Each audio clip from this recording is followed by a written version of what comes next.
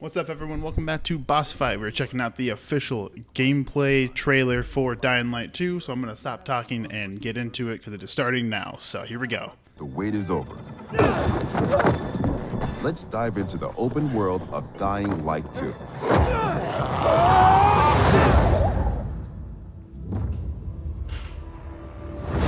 I'm so excited. The last slice of Dying Light 2 showcased the mission from the main storyline. You get after those fuckers. You saw how your decisions influenced the narrative and notably changed the environment. This time, we want to give you a broader look at the game and a sneak peek at some of the things we'll be talking about in upcoming months.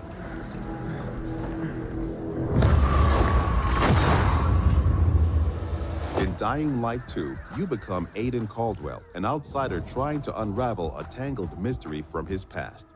Its trail leads him to the city, probably the last bastion of mankind in the world. Shit!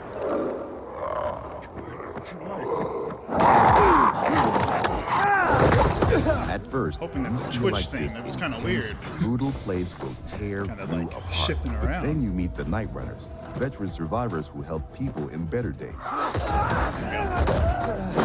By the way, I'm Hagon. You were a night runner. You used to help people, remember? Night runners are gone. Finished. A myth. And Assassin's although it's Creed not shit right entirely there. clear you can trust them, you need allies in the dark. Hopefully, this isn't too loud compared to me. My bad. And these are the modern Dark Ages. It's been 15 years since the apocalypse and the world has changed. The old Turn it down a civilization little has bit just in fallen, case. but a new one has been built on its ashes. People fight desperately for scarce resources. Rules are broken, and weakness is punished. She's innocent! 3 factions struggle for position in the city. Survivors pride themselves on being able to adapt to any circumstances and cobble together safe zones almost everywhere. Peacekeepers, loyal soldiers who want to impose their version of law and order and trample all in their path. Renegades, ex-prisoners serving their ruthless colonel, seeking to become sole rulers of the city. Where is Waltz? Told you I don't know. Use these factions to reach your goal. Help or harm them to reshape the city to So we your kind of talked liking. about this at EP 2019. Just remember, each faction contains complex characters. Nosy Parker, ain't ya? Got some kind of bad habit of yours? So, will you follow it's really cold cool. calculation or your heart? The Bazaar needs good people. Help us and you'll find a home here. Some in the city offer no chance for an alliance. Bandits, outlaws, and common thugs live only to plunder and kill, plunging the streets into chaos. Yet, nightfall scares all of them equally.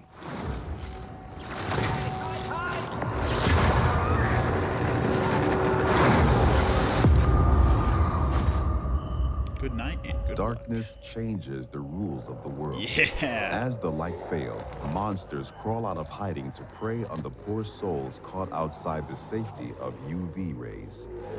Hordes of infected pour into the streets like decaying lava. Dude, nighttime Dying Light 1 The used to scare deadly the shit spawn out of of me. 15 years of mutation and evolution. Oh my god. I remember if they showed this off 2 years ago.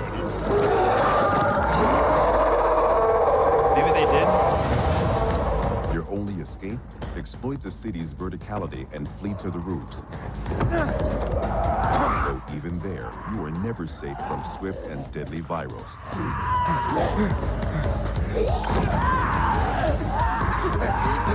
Or even greater threat. Greater. Yet night brings opportunity as well. Nests rife with infected during the day now lie empty. To explore them, you must tread carefully. But those brave enough to face the terrors of the night can loot a jackpot.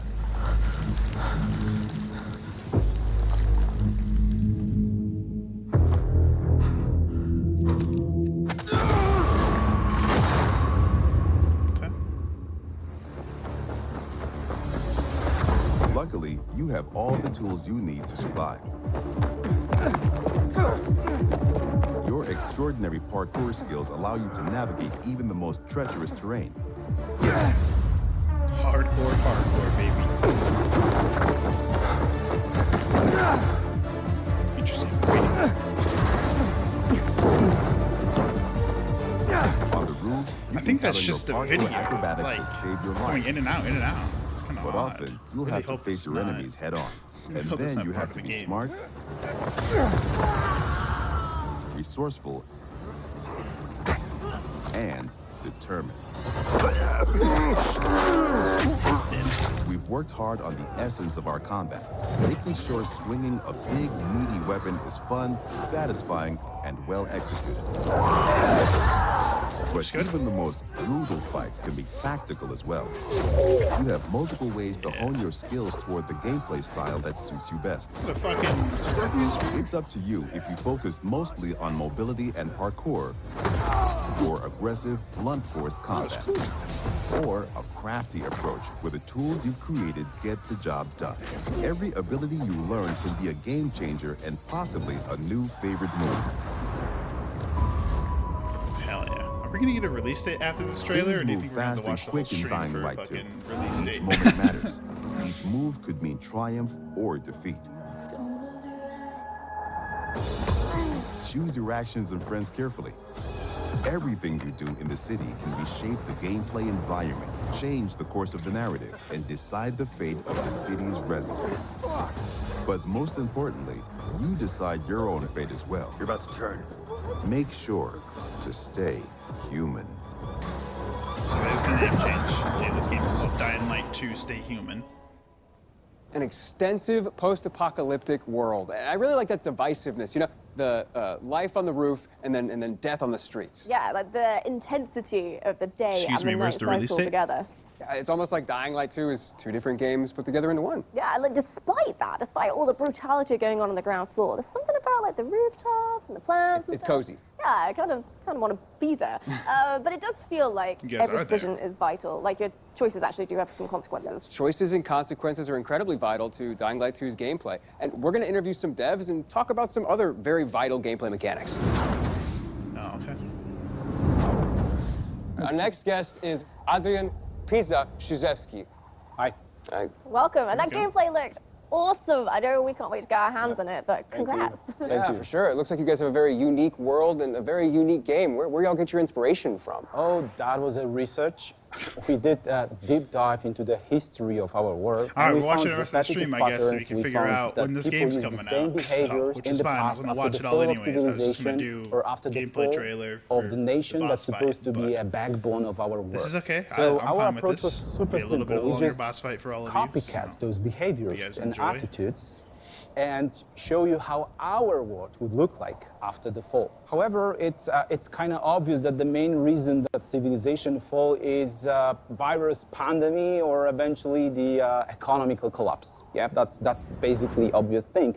But it's even darker if you connect those things with the research we did at the beginning of the production. So people will question everything. They're gonna blame everything and everyone that's supposed to guide us in our lives every day. So they're gonna blame governments, they're gonna blame law, they're gonna blame science, or even religion. Some people might ask themselves that, where was God when it happened to us, basically, you know? So I feel that all of those things together creates the sensation that it's a giant step backward for our civilization. So, Dying Light 2 has a subtitle, Stay Human. What does that mean? Well, it's super hard to remember that those is confirmed. values That is that the makes new us human. name. So Okay. like compassion or support. cool with it. So The entire fall, those dark times we have, is a big test for everyone. And I think it's even harder test because to stay human, people would sacrifice what's the most important for them or sometimes risk their lives. Wow, so that's like really intense. And there's like the obvious like double meaning to it, which is what I was thinking. Stay human, don't become a zombie. Yeah, but one disclaimer, those are not zombies, you know, those are infected people that turn to be a monster. They're just crossing a line, you know, and they're turning to be a monster, you know. Because in Dying Light, we all infected. Yeah, we all wearing this biomarker, you know it, and you're wearing this, I'm wearing this. That's a watch, actually, but you know that, you know, so that's Interesting. So the challenge is to not cross this line at all costs. Infected. So that's the biggest challenge of staying no human zombies, in there's this just meaning. monsters. See, yeah, not zombies. Not zombies. Not zombies at all. People who've crossed the line. Right, well, fascinating. Thank you so much, This is Adrian. We're not definitely going to a be hearing zombie from you game. again soon. Yeah, thank you so much. I'm just reading We into have that with too us much. Katarzyna Tarnacka, the environmental art director. Oh, here we go. Hi. And we have game designer Michal Duzak. Hello. So, choices and consequences. The player has to make a choice, and they have to experience or endure the consequences. What does that mean? Basically, the whole system of choice and consequences is really, really complex. I would say the best way to describe it is that player is making the decisions based on 3 layers. First one are the choices that you do during the main story missions. And those big changes are actually can change the whole game or even how the story ends. The second layer are choices that you do while the quests. And those choices can actually influence the mission itself. And the last one, the last layer, is so-called city alignment system. And I, as an open-world game designer, would like to focus on. Please do, go on. All right, so water and electricity are basically a key to survive in every world. By restoring it, player can not only unlock the water or electricity in the area, but he can also, based on his decision, assign it to one of the factions, which will influence how the district looks like or who's going to live inside of it. But it also, what is pretty more important for a player, unlock new tools for him, like unique tools for each factions, like car traps, zip lines, or a trampoline. That player can use in exploration to deal with bandits or infected, or simply to move faster through the city. So basically, based on your choices, you shape the game environment, which gives you a different experience every time you start a new game. And what is worth mentioning here that Dying Light 2 is playable up to 4 co-op players. So you can host the game or join other players and see how their choices came up differently to your own. Interesting. I think Dying There's Light one thing 1 I'm was really only curious about, though. 2-player, so Night this versus is, day. How does the gameplay differ from the night and This the is day? good. This is Well, good the news. short answer is It's great that news. day is for humans and night is for the monsters. But to describe it a little bit better, I I'm would also say that looking at my volume during the levels. day, I think that the stream has been louder than me, and I'm factions, super sorry for bandits, that. or This video is survivors probably going to be scouring the awful, city but and searching for that's all some right. scraps or someone who might that's what find happens them. when you wake up And this is the best right time for before a this player happens, to and you go explore into the panic city, mode of, meet I gotta its hurry up and citizens, get learn everything the set up. stories, day-to-day agenda, That's what I get. or That's what I get even for simply sleeping help in them in a and quest making a or mistake. open-world activities to survive those all right. dark ages. Yeah, and that sounds quite pleasant, but I'm guessing night changes everything. Exactly, exactly. During the night, all the infected get out of the buildings, and compared to the Dying Light 1, the night is going to be even more intense this time. Intense in terms of the amount of enemies, their new types, and new, more aggressive behaviors. And what is important, this time, night can mean also opportunity. An opportunity for the players who are courage and skilled enough to use the fact that all the infected are outside and buildings are accessible to explore them and search for the most valuable loot in the game. Katarzyna, you're responsible for the post-apocalyptic look of the city. Can you tell us a little bit how about the city became to look that way? Yes. I guess the important thing to realize is in 2025, a decision was made to use a chemical attack to stop the spread of the Haran virus. And the result is a tight ring of chemically active areas around the city. Some of the chemicals have gotten into the groundwater and spread under the surface, killing every living plant and every living thing in its reach. What it means for the city is that the street levels are virtually dead. The soil is unable to sustain any life, any plant, and the street level is a domain of the monsters. just decaying in every aspect. Wow. So it sounds like there's just no healthy organic life down there at all. Not really. The survival on the street level is pretty tough. So the common people are just visitors there. But the life prevailed. It moved up to the rooftops. And this is where the plants are flourishing and blooming in the post-apocalyptic landscape. And this is where people build and develop the new world of Dying Light 2. Electricity I'm so excited producing for the windmills environment. and save zones for the player. And I think in it a looks way, really in a good. metaphorical sense, the rooftops are the new default ground floor, the level 0. And trip to the streets is, in a way, a trip underground, a -1 of sorts, just a corpse of a lost civilization. Yeah, to say the least. I can't imagine being a citizen living in that city, let alone being a stuck in player, my and eye. how challenging that's going to be. Yeah, and hold that thought. Thank you very much for joining us today. But it's now time to introduce our next guests. Release date. Please. Dying to know the release date. With us now are Bartosz and Peter. And guys, I have one question about the open world in Dying Light 2. Oh, this is a good question. Here we go. Pretty big. We know that. Can you tell us a little bit more? That doesn't answer our question. Yes, of course. The map in Dying Light 2 is divided into 2 huge regions and several zones. Okay. There are plenty leftovers from the lost civilization for you to scavenge. But we didn't want our players to perceive the map only horizontally, so we see the map as a multi-level 3D world that supports your traversal and helps you solve parkour puzzles. Yes, in-house we call it multi-layer open world exploration. And you know, the movement system from Dying Light 1, we remove every restriction from the player. You can move everywhere you want, how you want to do it. And when I think about it, I think that was a big challenge for us to create the geometry that supports all of that.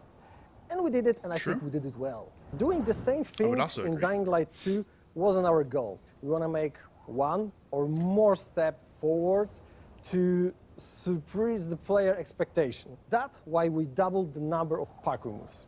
Doubled. And I mean, it's not like there was a shortage in Dying Light 1, so what? Yes, the iconic Dying Light 1 parkour is essential there. We improve it. We double the number of parkour moves. There we go. The players will see over 3,000 different parkour animations. From the basic moves to the 3,000 tricks, different to the parkour small little animations? tasty What? details there that you can see. Tasty details. Okay, well, unfortunately, I'm going to have to stop you there, but don't hate me because in the next episode, we're going to be talking more about parkour and how the team have managed to make an authentic urban running experience in Dying Light 2. Yeah, thank you guys so much for the information. Bartosz, Peter, it's been a pleasure. Oh, are we going to do this thing like throughout the summer where we just have different Dying Light 2 events? Is that the thing? Okay, so the last and arguably the most important question I'm sure you have is when is the release date? Yeah, that is a very, very, very, very important question. And luckily, we have the answer. And that answer is... This year. 7th of December. Let's go! Waiting I mean, years to say that out fuck, loud. that's so And now that long, we but know let's the go. release date of the game, it's time for you to go pre-order it. Go to dyinglight.com/pre-order. Actually, what is that? That's 7 months away? Select your Yeah, platform. okay. and then Yeah, I hit guess technically pre-order. 6 months. And there you go. We're getting close to Congratulations. June. You just pre-ordered one of the most anticipated games of this year. Go you. Nice. Hell yeah, man. December 7th. Oh, wow. I want one. Well, I've got good news for you then, because this official figurine is part of the collector's edition of Dying Light 2, and you can get one for yourself if you want. We'll leave like a proper unboxing of the whole set to the professionals, but we do have it all in front of us right now, so it'd be rude not to take a look. You get, in the collector's edition, a concept art book full of stunning artwork from the game. I want that. You get this steel book, which will have your game inside it, of course. Definitely don't need and it, you get this interesting little sort of UV flashlight, so yeah. Cool. It looks like there's all sorts of vanity elements in here, too, like some legendary skin packs, as well as all sorts of digital elements. For more information on these digital elements, please visit the pre-order website. I want this, and I want Dying Light 2. Is that the website? I want this and I want Dying Light 2? Then I've got good news because you can pre-order the collector's edition. Dying Light 2 However, it is very, very limited, so you'll have to be very quick. Rest assured, there will be plenty of the standard edition for your standard gamer, but if you're into special editions, there is a deluxe edition of Dying Light 2 with a steel book, legendary pack, and a digital soundtrack, and an ultimate much, edition. much more. So to summarize, the world that's that we live 3 in now. different editions that you can buy depending on what you're after. Sweet. And if you just can't wait until release to get immersed in the world of Dying Light 2, then why don't you go check out the Techland Gamers and Goodies website for more info. Yeah, this is a program for all gamers, whether or not you want updates on Dying Light 2 with the news, or you want Dying Light 2 items in Dying Light 1. Everyone's going to find something they like there. I didn't even know that was a thing. And this is just an initial offering as well. Check back later for even more details, more information, and we'll be going through it in future episodes as well. That's it. Don't forget to pre-order the game and take part in our contest. All right. The details are on the game's Goodbye, website. stream. All right, everyone. Well, that is Dying Light 2, man. Just quick little initial thoughts, I guess. Looks really good. Looks like Dying Light 1, but graphically better improvement. The environment looks really good. I'm kind of interested to see what the special not zombies, monsters are all about. I'm very interested in that. You know, I always like when a game has variations of enemy types, you know. Dying Light 2 Stay Human, that's the new name, which is, you know, hey, it's pretty cool. Oh, look, alternate cover for retail copies. So if you are a physical copy gamer, you can get a cool little reverse cover. So, but that was going to do it for me, guys. I hope you guys enjoyed the gameplay trailer and listening to some of the devs talk about how the game was made. And we got that release date, man, December 7th. So I'm going to be back later today in about hour and a half. Excuse me. Hour and a half for PlayStation State of Play for our first ever gameplay reveal of Horizon Forbidden West. So I got to get this video uploaded so that all of you can see it, and then I will see you guys on the next video later today. So be better, be kind, have a good day. I will see you guys later. Goodbye.